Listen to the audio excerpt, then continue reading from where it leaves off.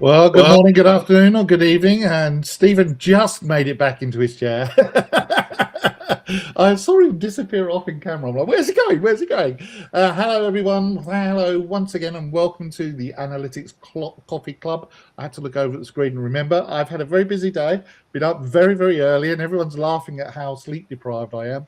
But we're good to go. If you're watching us on YouTube or LinkedIn or Facebook, particularly on YouTube, if you click on that subscribe button, it will be very helpful for us. That way we get to notify you. We won't know who you are, but at least you'll get to hear about what we're talking about and get notifications of whenever we go live. We're going to not always be at the same time. For this coffee club, we'll always be at the same time on the same day. But maybe you miss it and you want to catch us on the replay. YouTube is the best way to get notified about that. And off we go. With me today is Stephen Moore. Hello, Stephen. Hi, good morning, Ian. Hello, everyone. Yes, it is still morning, just about for me. And hello to our time zones are different as well. And hello to Rob Jones. Hello, Rob. Hi, Ian. It's a much better day here for the swimsuit edition, but I think that I thought that as well, and I thought I really should do it. I decided today, as we're going to come up with a theme every day, I thought today would be the I can't get no sleep edition. So I thought that would probably be appropriate for it. That sounds about right. Analytics Coffee Club. We are here on behalf of Yellowfin BI, and you can scan that QR code that's up in the top left-hand corner as well and go to the site as well. If not, just type it in and then you'll go to the site that way. Excellent. Okay, so I'm going to share my screen because we've got some slides to prompt us for what we're going to do. Let me just do that. Make sure rearrange us like this so that you can still see our wonderful faces. And Stephen, if he disappears, we'll know, and we can rely on the audience to tell them. Okay, so I'll hand over to you guys. So today we're talking about governance, I believe. But just to let you know, we are here every Thursday. We've already done a couple. So if you've missed them, go back to the YouTube channel. They'll be there. And there's a handful of people who will be our regulars. Today it's only 3 of us, but we've got, I think, up to, 5 people, I count that. Montana's away, Maria's doing some other things, and we're also going to have some special guests coming up as well. So hand over to Stephen and Rob to go through what we're going to talk about. Yeah, thanks, Ian. So I think today's very much about governance, and going back to your I can't get no sleep. It kind of reminds me of, there's a song that's got I can't get no sleep. I can't get no sleep. Yeah. Yeah. So hopefully, governance isn't something that's causing you too much sleep. Oh, very good, very impressive. What is it when you can't sleep? What's it called? Insomnia. Insomnia. That's the name of the track. Actually, as a former DJ, I should know, but come on. So I thought we'd spin that one in for you. So yeah, we're going to have a quick chat about what governance is. It's bad jokes, isn't it? So far. One of the things that we wanted to kind of talk about, obviously, around what governance is, but then also some of the tension that builds within business around trying to deal with governance, some practical ideas around that. Talk a little bit about some of the stuff that we do within Yellowfin to help solve some of those challenges around governance, and also touch into AI and the whole topic around AI and governance, which is kind of something we've heard quite a bit about already, but kind of wanted to touch back on that as we kind of go through. As always today, if you are watching this live, feel free to just drop some questions in. We'll see those questions coming up from whichever platform you're on, coming through, and we can always kind of pick those up later on as we go through the show. So yeah, if we want to move on, we can kick on what is the essence of governance. So I think there's a number of different things that kind of fall into governance, but one of the key things we wanted to highlight really is around it's the rules and the systems that let you use your data safely. That is, fundamentally a basic, description of what it is. This trust but verify kind of approach, making sure that we can control who can see what, where, and when, and also why they're seeing it. And we're going to talk a little bit as we go through about one version of the truth, across business, and this is an essential part of data governance. And I know Rob's a very big advocate of making sure that your data makes sense and is kind of appropriate for doing analytics on. But yeah, Rob, what do you kind of think and hear of and pick up on governance most of the time that you're talking about it with customers? Well, I think our mission today, and we don't really have any choice about accepting it, is to convince you that governance is both a necessity but also something that's worthwhile. So there are some real benefits. I mean, it's a necessity because if you don't do it, then you're just exposing yourself to massive risk from some of the things that Stephen's going to mention in a minute. But there are real benefits. So one version of the truth is key to making your data analysts and hence the business users they're supporting productive. The last thing you want is to have everybody coming into a meeting with their own version of what the sales were last week, because you'll spend the whole time discussing, well, whose numbers are right rather than why are the numbers what they are. Your senior execs can just waste enormous amounts of time, which they really shouldn't be wasting. So yeah, it's really important to have that single version of the truth, and governance is really the only way that you can do that. It's both about making sure that you know where the right data is, and also making sure that data really is right. So the data quality side of things is really important as well. Yeah, and I think there's a number of things that drive the governance conversations at the moment. Certainly, we talk to a lot of different types of business within our role. Across multiple different kind of business sectors. And one thing that we're beginning to hear more and more is about a role of a chief compliance officer, somebody who's got a strong business need and signature sign off on things happening, which is all coming into governance. And I think if we move on to the next slide, there's a number of bits that are driving that kind of awareness. If you look at things like DORA, Digital Operational Resilience Act, there's a lot coming in there in terms of how software must be used. It's got to be secure, resilient, auditable, which I think is a key thing, especially around data access. And that's something that definitely drives a lot of demand around how we're exposing data into the business, because you need the data to be able to make actionable decisions on. But equally, it needs to be controlled and measured. I mean, in my role, 50% of the emails are about AI, and the other 50% are about governance and security, and everyone panicking about it. It's literally those two topics are the ones that people are completely obsessed with at the moment.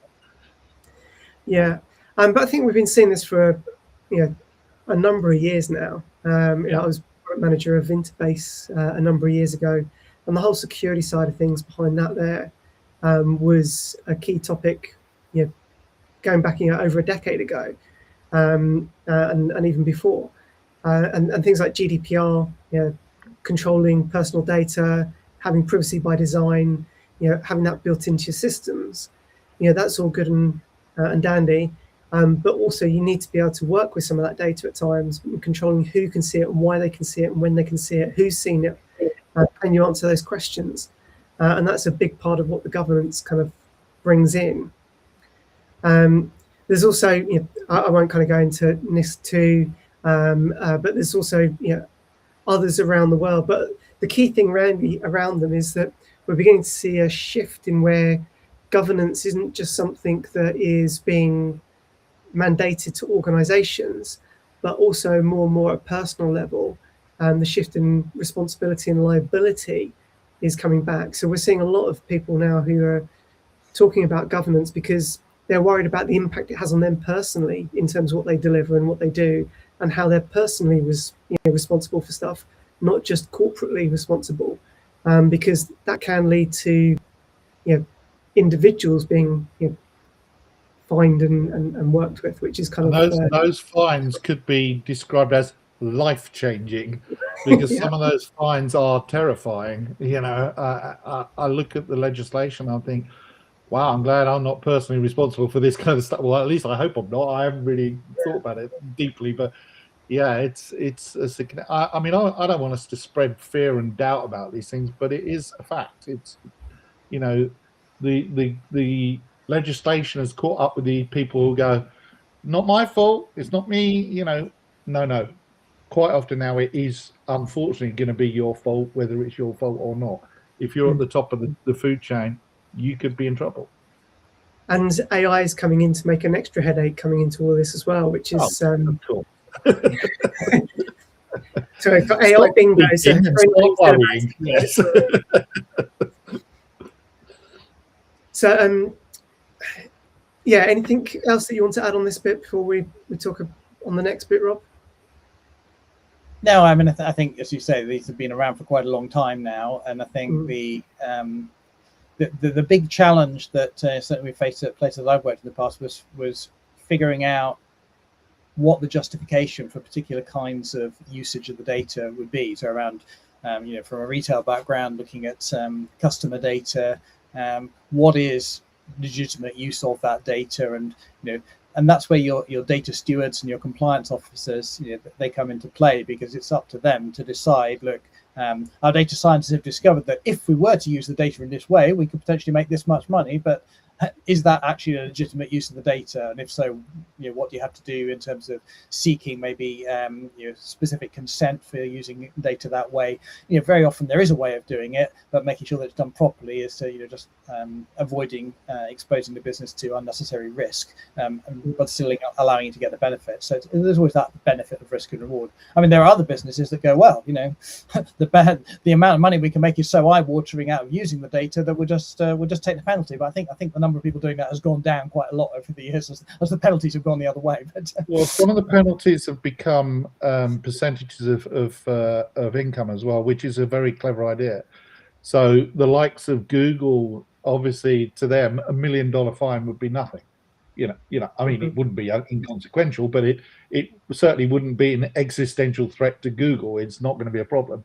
But a 5% of their gross turnover, yeah, that starts to get very painful, and also attractive to the legislatures, because that's a big amount of money to suddenly get back into the corporate coffers. Or the government big for Google, but just imagine what that would do for a retailer whose whole margin is less than 5%. Yeah, all of a sudden you didn't make any yeah, exactly.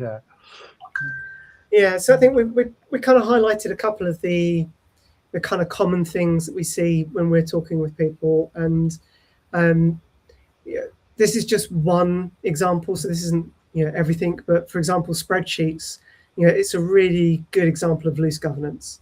You might have some control within systems for who can create a report and export it out. But once they've exported it and they've got it into a spreadsheet, where does your control go at that point? And this is the kind of thing that Rob was mentioning about earlier, everybody having their own version of the truth. I might download the same data as Rob, but 2 days later, and we're both building reports off the same data, but it might have 2 extra days of data in mine and not to his. And then we're having a discussion about, well, who's actually got the right information here? The other thing, as soon as you've got data out into a spreadsheet, where does that spreadsheet go? The audit trail, the accessibility, you've got no logging around that at all. Accidental exfiltration. That's the word of the day. Our data was exfiltrated. Well, it wasn't a hacker that did it. It was someone who accidentally took something away. Yeah, but you can email something over to somebody, and they've not had to compromise your core systems. They've just got onto your email. Yeah, there's all the HR data that you shouldn't have exported. Oops. And you can't prove who's seen it, where, and when. So that's the type of thing that really makes an impact and a difference around how fines are kind of handed out as well. Because if you've got control and you've got some, you've done everything you can possibly do, then that goes in your favor. This is kind of stuff that is really, really important. And that's where strong governance through a BI platform, having that centralized control, having everything audited and loggable, being able to prove exactly who's seen it, when they've seen it, allows you to answer the questions. And rather than having to say, well, we don't know if it's 10% or 100%, we can tell you exactly who, what, where, and when, which is really important. And the whole point of that is trust. Everything we're doing around governance is about building trust, because trust is the core part that allows your business to then become agile and active with terms of making decisions, and trusting the business to have the data to make decisions, which is really, really important.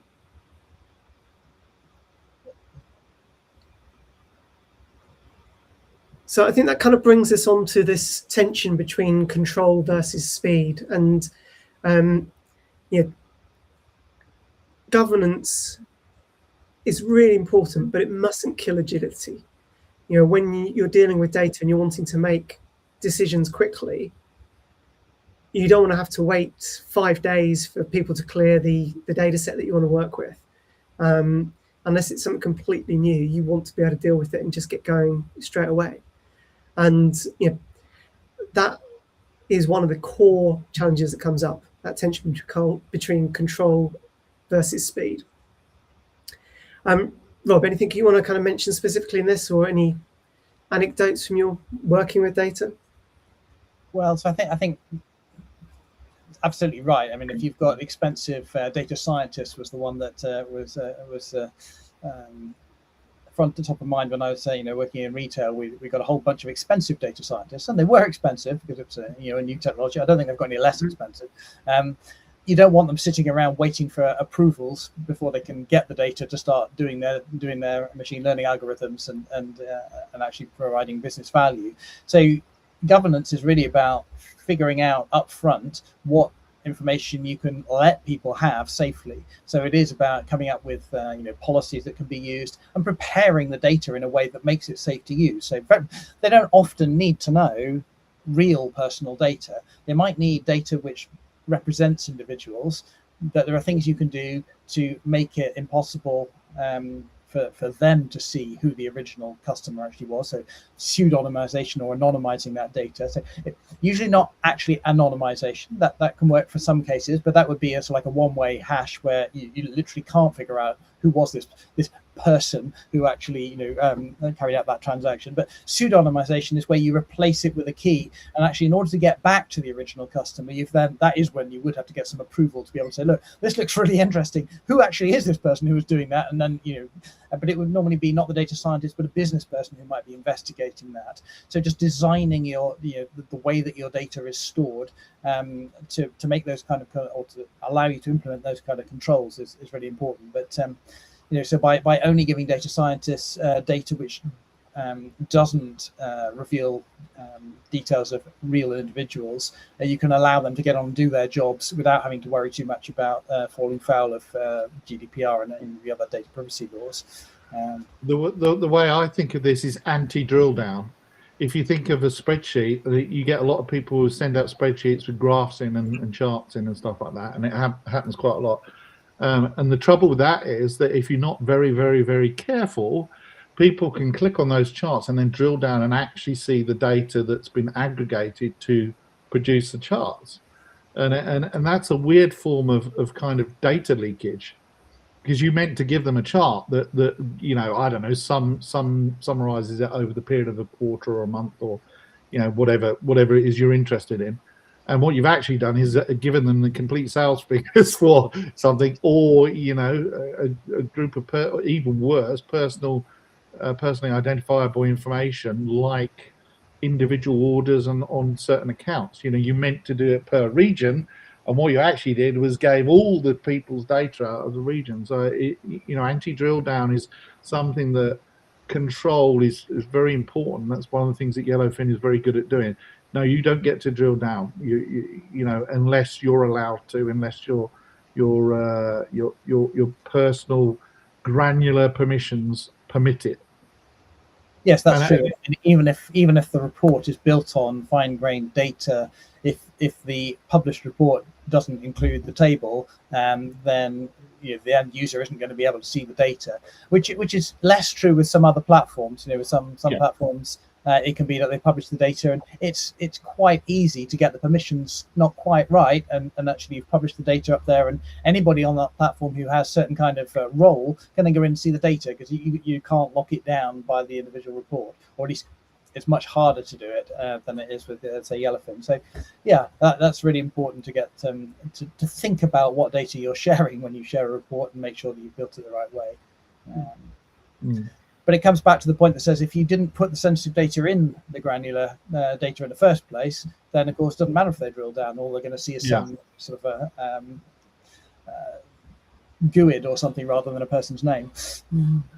Yeah, and again, this is down to things like aggregation and stuff like that. But you can solve some of these problems with queries, but sometimes that's not quite so easy. You can say, okay, well, I'll create a view, and then I'm querying on the view of this data, which is kind of the standard practice of doing these things. But you know, sometimes in order to give people what they want in terms of the different forms of visualization they can create, you can accidentally give them too much information, because otherwise they can't produce those views. I've seen it happen, and you know, mostly when I've seen it happen, it's been embarrassing rather than, you know, problematic legally.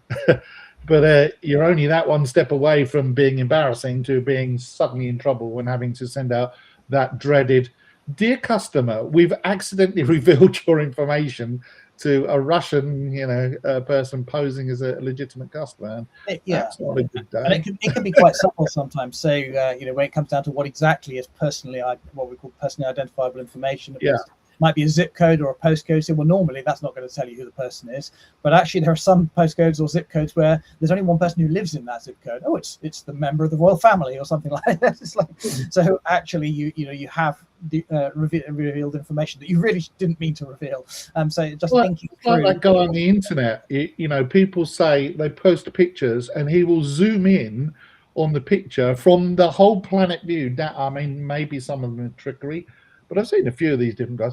But they can literally say, "There's your street, there's the car on Street View," and it was just some random person on the internet, and they can do it. The internet's a great thing because it, you know, it's brought the world closer together, which sometimes it would have been better to stay further apart. But also, you know, it's opened up a whole new attack surface for people when it comes to data. In the days of, you know, the 70s and 80s, it was a lot easier.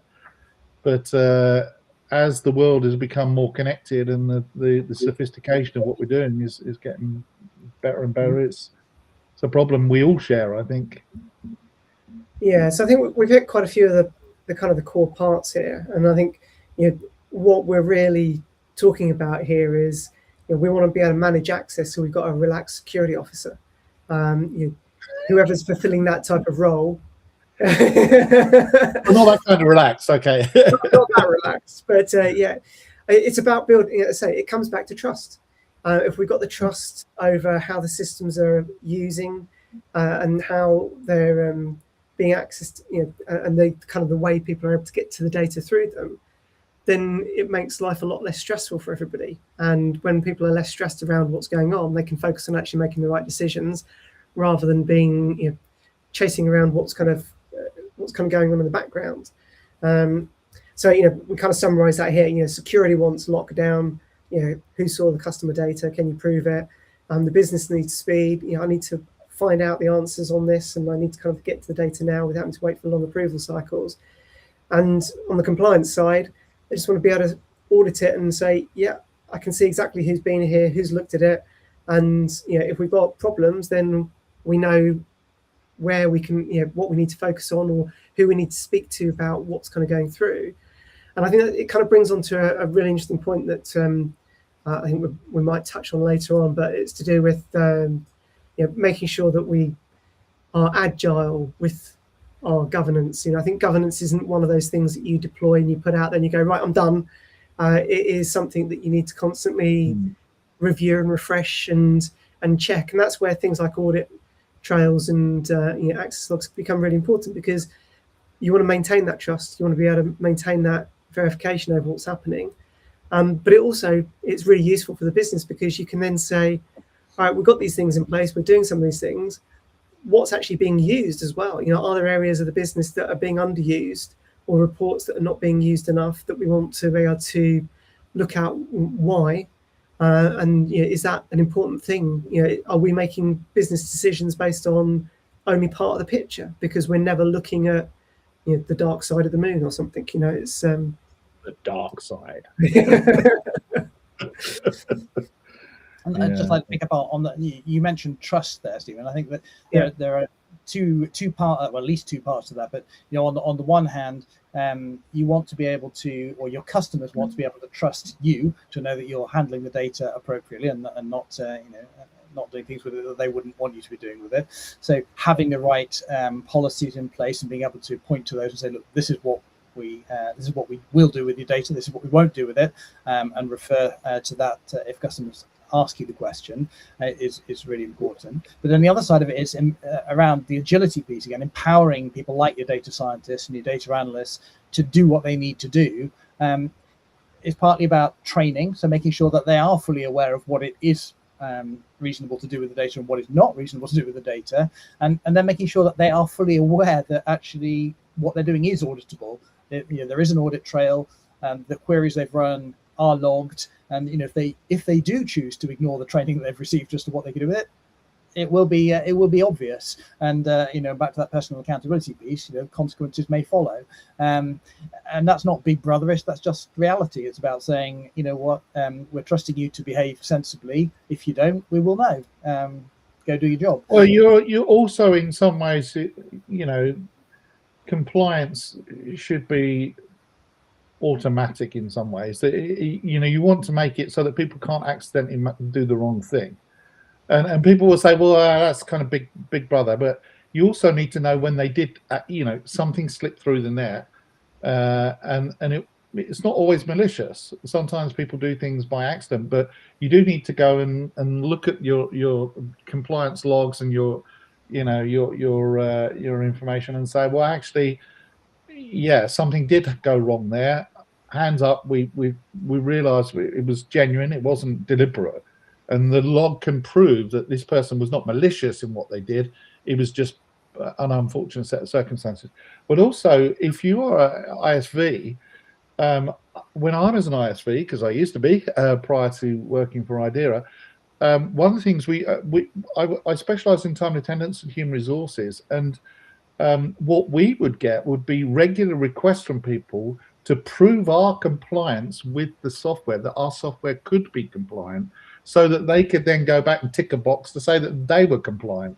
And of course, with the logging, is sometimes part of that is to actually be able to show that you are a fit purpose, you're fit for the purpose for your end customer. So it's not always about you and compliance with your staff, but it's actually about your end user. If you're an ISV, being able to show that as an ISV, an independent software vendor, your software can also be matching their goals in terms of compliance and control and the rest of it as well. It's a complex thing. I've been in the industry a very long time, and it's always been a problem that people worry about data. But it wasn't quite, I can tell you as an old man, in the 80s, it wasn't quite like that, because it never occurred to people, that there would be an issue. It was more about, don't let that person go and look at the wages files or something like that, physical files. Now, of course, it's really swapped to external issues, hackers and things like that, but also, yes, making sure that you don't accidentally give out some data by accident, because it's so easy to do. Sharing data now is a click. I know my noise cancellation stops it clicking, but let's just imagine I'm making a noise. But there you go. So it's that length of time to ship out megabytes of data, and if you multiply that by 20 or 30 seconds, gigabytes of data, and it happens all the time. So yeah, relaxed security officer. I don't think I would be relaxed if I was doing it nowadays. I think that's a kind of nice teaser for maybe next week, when we're going to be talking about embedded analytics, because that's why a lot of ISVs choose to have Yellowfin in. The whole point of an ISV is you want to focus on your core business and providing software that's going to drive your market vertical, without having to build the whole BI platform that you need to have there. But you still want to gain value from having a BI platform and the reporting and the management of that comes within your vertical, so you can generate that value over time and to sell it on to other customers.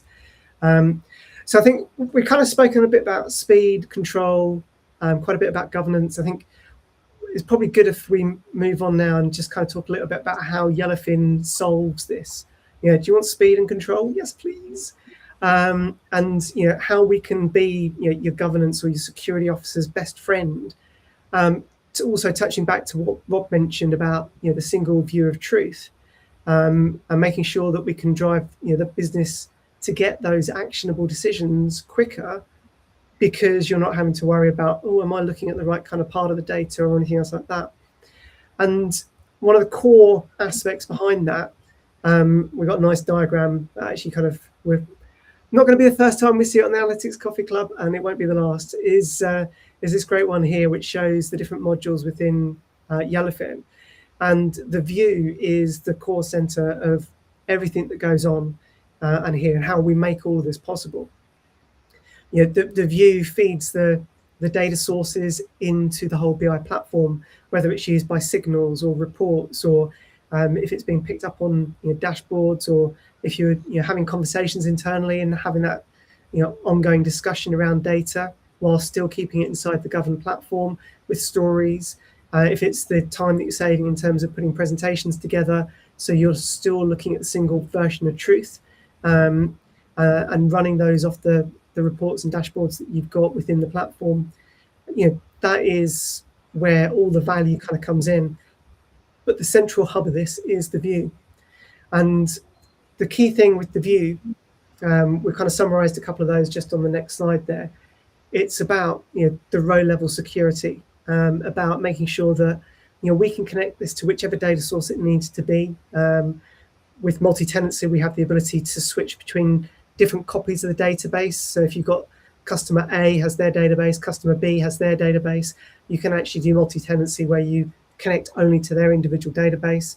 Or if you've got data all within a single database and you want to filter that based on the access security rights, again, that's all built into the platform. And that means wherever that data is being consumed, and even if you send a link to a presentation to somebody who shouldn't normally see all of that data, if they have got access to that presentation, they're only going to see the data they should be able to see in that presentation.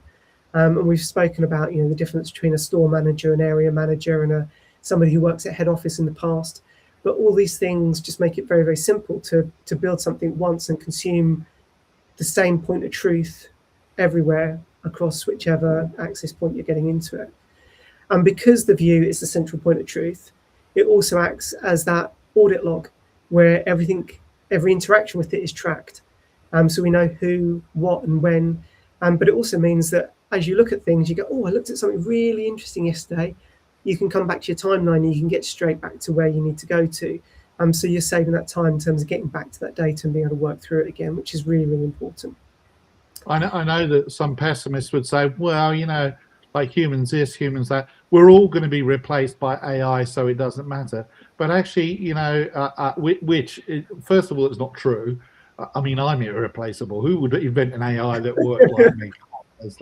I even have a poster behind me that says, I have to say weird stuff or I'll die, which pretty much sums me up. But actually, you have to treat AI like it's an employee to a certain degree, because actually, the thing about most LLMs at the moment is that they are generative and they're also unpredictable. You cannot ask a large language model to do something and expect the same answer twice. Yes, it will happen. If you give it a narrow enough field of requests, then yes, it will generate the same thing twice. But actually, typically, it doesn't do that. And when you start applying AI to do this data science work and say, well, it's much easier, we don't have to pay, I think the phrase you used was expensive data scientists. I would prefer to say premium employees, but value-added employees. But once you start looking at saying, well, we can really generalize on AI. No, the problems are still there. It's exactly the same. The fact it's AI in some ways should actually make you even more reliant on putting in things that prevent the AI from just making it up and doing what on earth it feels like. I for whatever reason, as you started talking about AI hallucinating and giving different things, I was just going to say, well, what's 6 times 7? The answer to well, you know, it's so often you see these things where they say how many R's are in the word strawberry. Now they have fixed that because they've deliberately made sure that the LLMs get that question right. But yeah, I mean, AI is very, very good, and it's a great tool. I'm about to do another webinar in that kind of region as well. Spoiler alert! But you know, the reality is it's still the same problem. You know, you've got to treat it like an employee, and if you would apply certain compliance controls to your employee, then you probably need to apply that double to your AI. Well, talking of AI, I know our next slide kind of leads into that, and Rob's been doing an awful lot of work around the AI capabilities within Yellowfin. So I'll maybe let him. Rob is already ahead. He's moving into the future. It's like a time traveler. Well, so I mean, yeah, with Yellowfin, you know, we're very aware that it's important to control what information is shared with an LLM. You know, some organizations and some providers of LLMs are, you know, now getting good guarantees in place that the data you share with it won't be shared with anybody else or for any other purpose, but that's not true for all of them. And therefore you do want to be careful about what information you hand over to the LLM. At the same time, it can only work with what it knows. So you know, if you want to get good results, you kind of need to share information. So it's important to manage that trade-off, and the view is kind of where you do a lot of that. You control what part of the overall Yellowfin data model is presented to the LLM. You can reduce that if you want. So if you want to mask certain dimensions and just make them invisible to the LLM, you can do that. If you want to share certain values from certain columns with the LLM, so it knows that you know, this particular column will have those values in, and it can use those then to generate SQL and so on. You can choose whether you want to do that or not.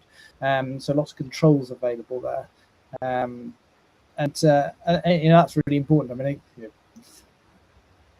yeah. Within there's the two aspects of it. You know, we've got two parts to it. One is when you're asking it to generate queries on your behalf, the natural language query, you can tell it, right, what fields are available to the users, and that reflects what queries it can generate for you. And the other part is if we use the tell me about my data feature, where you're then asking it to look at the summary data and comment on it. Again, you can control what information is actually shared with the LLM at that point. So yeah, really. Yeah. I mean, I actually didn't know that slide was coming up, so it was just a sheer fluke that I led into it like that. But it is true. I mean, you know, you've got to trust and verify everything, humans or AI. I don't want to equate an AI with a human because there's absolutely no comparison, you know, in certain areas. It's a tool, and it's a clever tool, but don't allow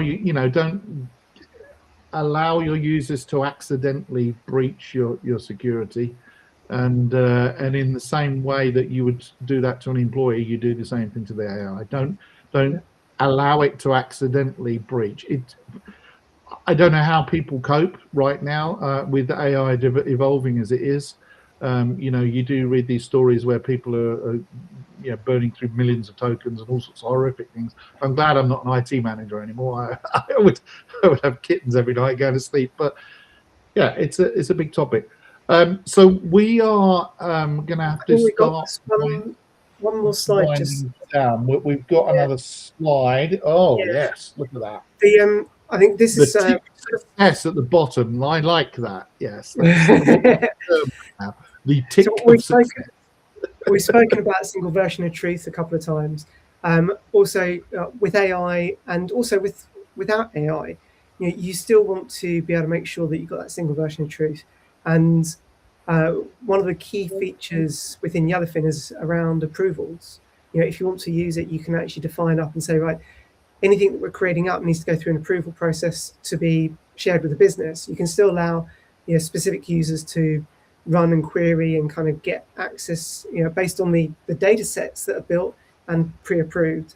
But you then might want to have, you know, if you're really paranoid about things, have a level where you've got the certain level of expertise that's known around the business to be able to frame things and make sure that your dashboards are following the best practices that you want and all those types of things, to be able to put those through.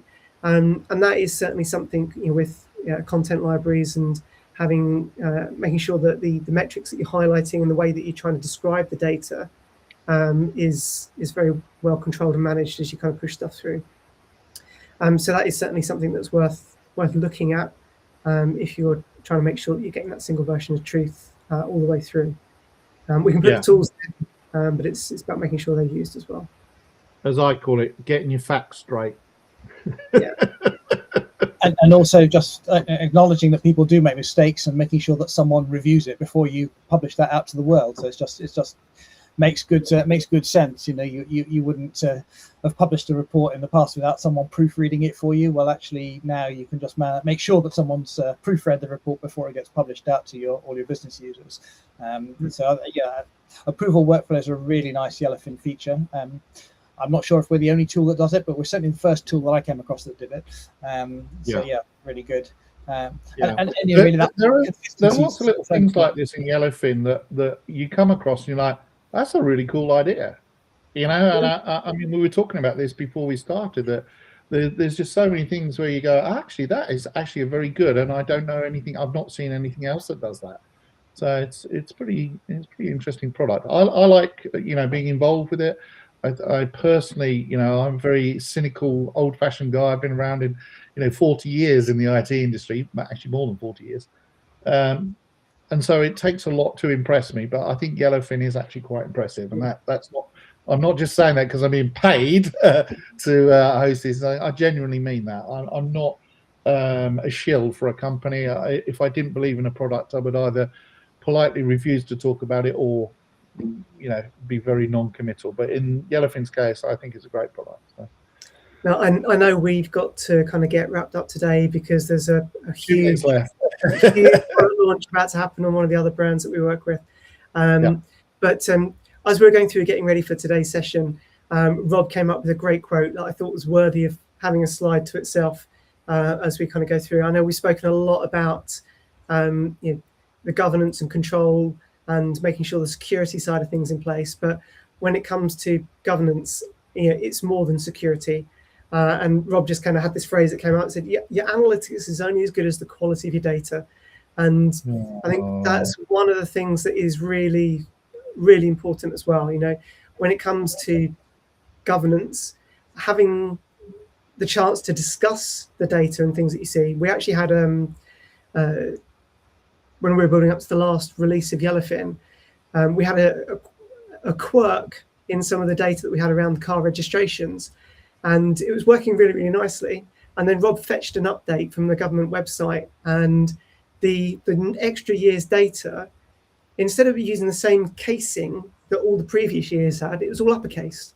So all of a sudden, the data that was working was showing traditional cars like completely disappeared. And we're like, what's going on here?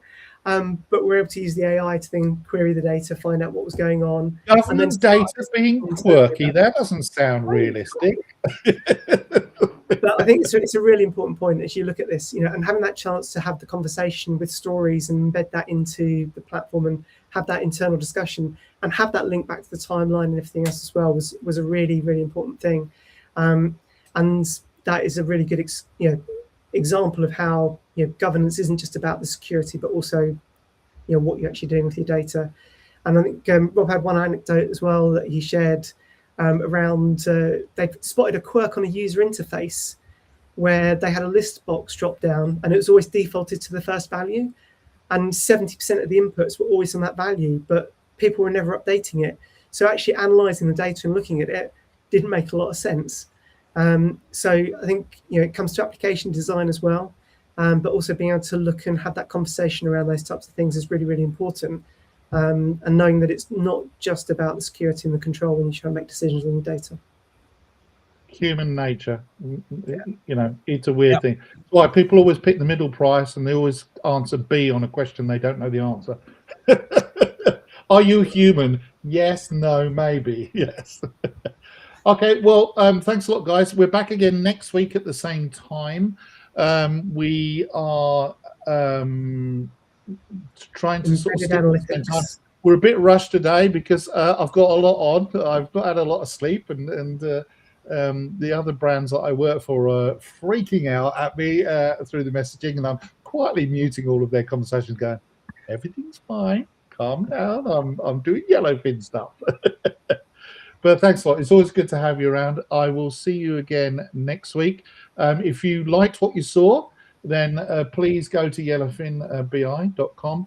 And if you're watching us on YouTube, and you know, we go out to all sorts of places, but YouTube is good. This is the bottom. This is actually our new channel. So if you've subscribed on the old channel, subscribe on the new channel. That would be very helpful. We won't know who you are, but at least you get alerted when we put up some of our videos and things like that. I know our PMM guy in the background will be very excited about that. But the three of us, we don't care. But no, we do, but we don't get any special shields or plaques or anything, do they? All right, thanks a lot, guys. I'll see you next time. Until then, thanks bye-bye. very much, everyone. Everyone. No worries.